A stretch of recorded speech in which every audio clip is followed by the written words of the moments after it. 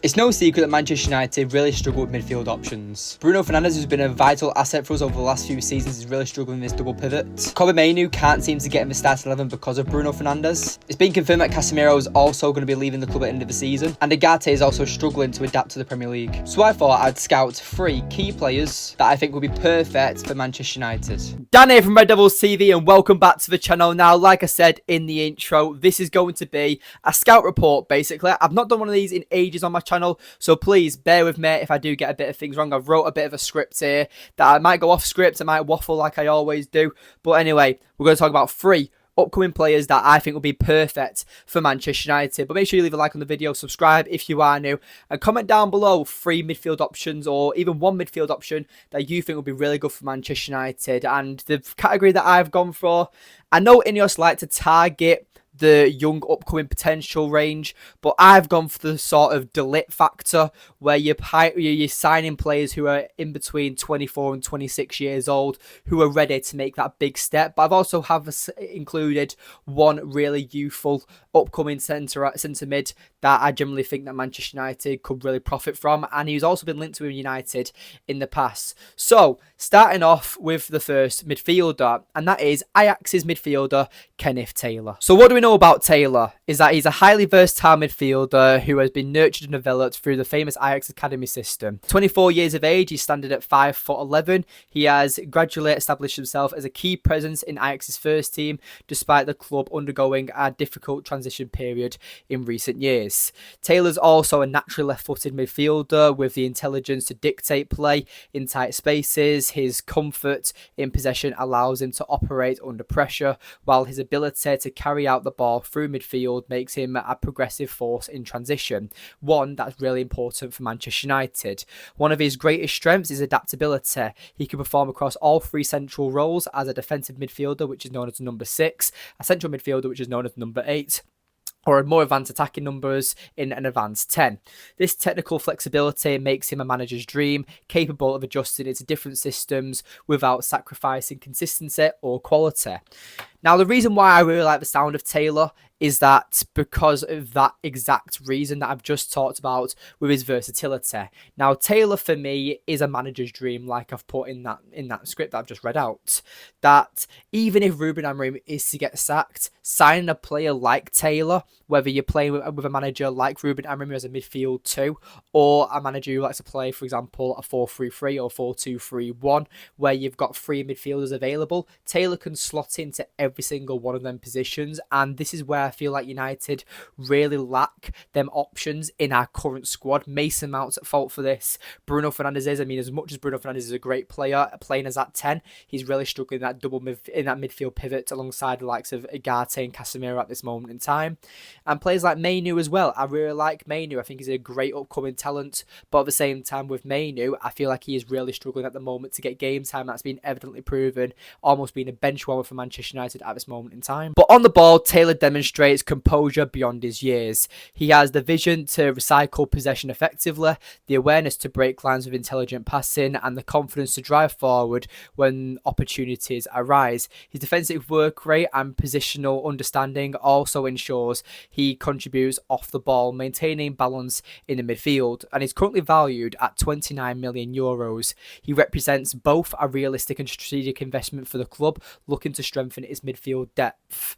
In terms of playing style, Taylor can see, for me, I feel like Taylor I can see a blend of Donny van de Beek with his intelligence in the final third, and almost like a Liverpool's Gini Wijnaldum with the ball carrying and dynamism from deeper areas. And this combination for me makes a really unique profile, and I'm really surprised that a player of Taylor's qualities isn't being spoke about enough, because he's someone who can link play, offer defensive security, and arrive in advanced positions with purpose. And for Manchester United, Taylor would definitely bring precisely and versatility of what the squad is lacking, with uncertainty surrounding the manager's future with Ruben Amorim, like I've already spoke about. I feel like playing on multiple systems and roles will definitely fit Taylor perfectly, because with his adaptability as well as his technical refined performances. I feel like that's his performances over the Eredivisie over the last few years have just got better and better as he's graduated himself into the first team. Now, with the likes of Taylor, I can understand the PTSD with our previous Ajax signings, but at the same time, I feel like that this is a player like Frankie de Jong before Frankie de Jong became Frankie de Jong, if that makes sense. Like Frankie de Jong at Ajax, when he first broke through the first team, was an incredible player, and obviously he was snatched up by Barcelona at such a young age.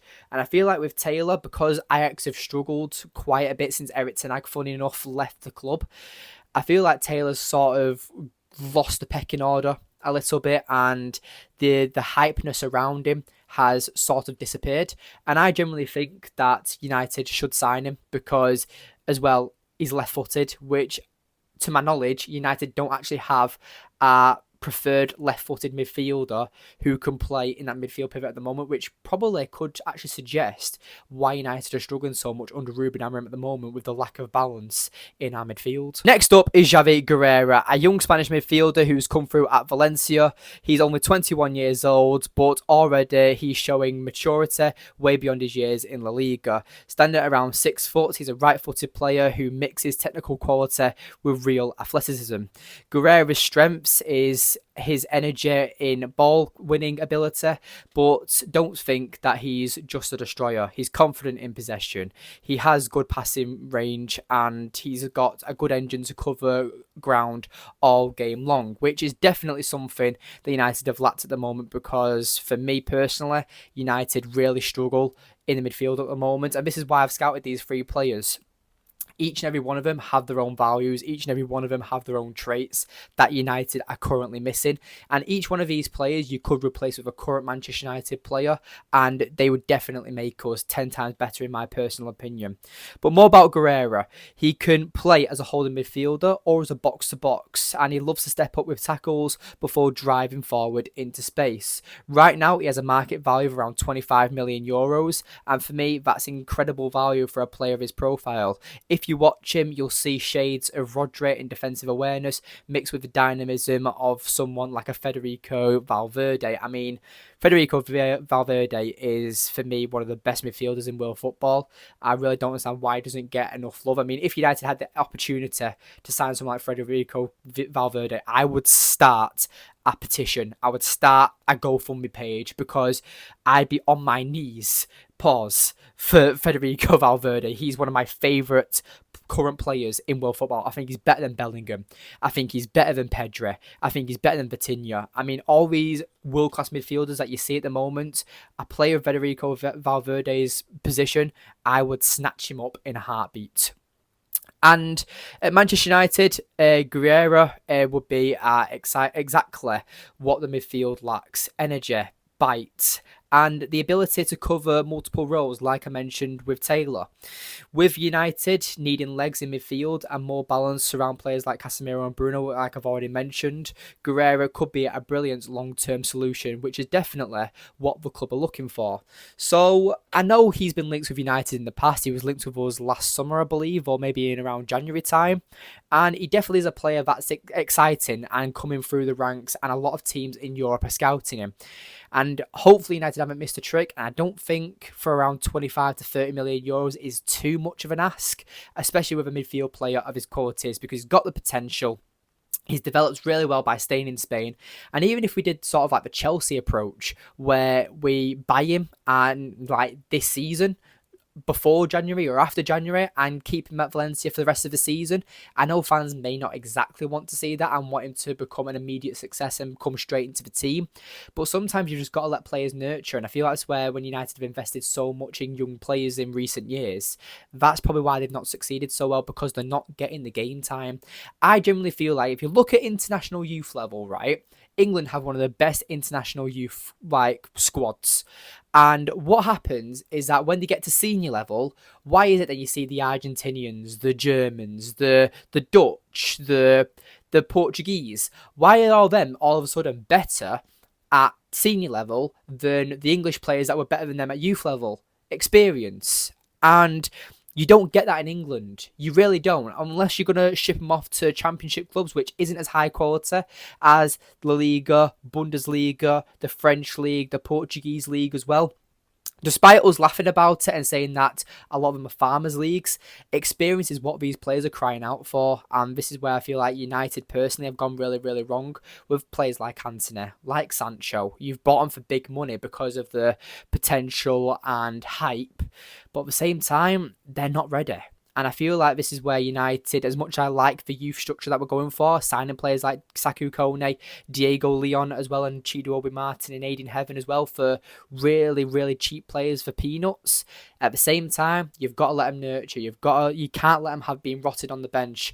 Play them in the youth team, yeah, that's all good. But at the same time, you've got to get these players experience because that's how they grow.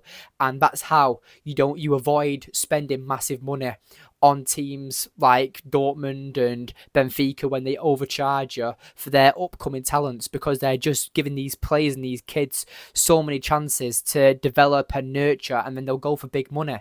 United need to stop doing that, and I think that's what Ineos are trying to prevent, but you've also got to give these players that experience at the same time. And the last player that I'm talking about is a player called Kone, who plays for Roma. I believe his first name is pronounced Kone, and I'm just going to keep calling him Kone because I don't want to butcher his name. But basically, Kone is a player who originally played for Mönchengladbach, but now he's currently playing for Roma.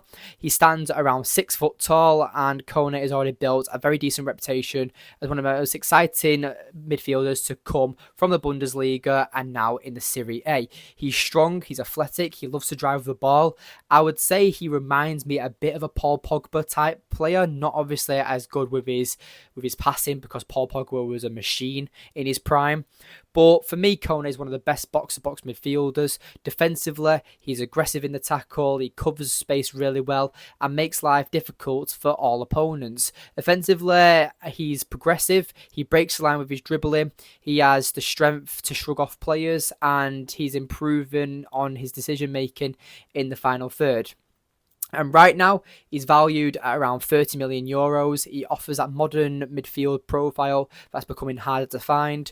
Watching him, you get flashes of Paul Pogba's physicality, as long as a combined of N'Golo Kante's defensive energy. And that's a very rare blend because they're two amazing players in history. Kante is an amazing player, as we know throughout history, and Pogba as well, when it comes to sheer quality. I just feel like that this Kone is definitely a player that is one to watch out for. And for Manchester United, Kone would inject pace, power, athleticism into the midfield and the qualities of the team, which is lacking, like I spoke throughout the video, against high-intensity opponents. He's still young, he's still developing, but he's ready to look sharper and make that next step in his career. He was on loan at Roma last season, but now they bought him. So you could say with his market value being around 30 million euros, it could cost us a bit more because he's only just signed for Roma. But I think you could get a player of his qualities for under the likes of 40 million. And I think he's a very exciting talent.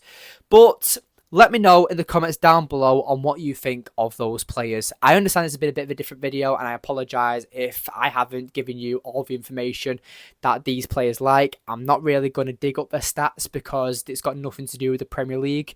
But if you wanted to make a YouTube short on it, give this video about 50 likes, let's hope for.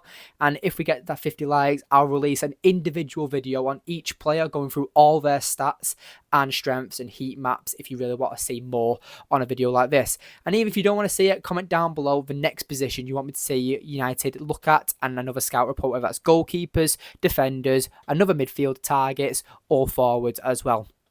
Thank you so much for watching. Leave a like on the video, subscribe if you are new, and comment down below your thoughts and opinions on the players I mentioned today. And if not, leave in the comments down below on a midfielder you would love to see Manchester United sign. Thanks for watching.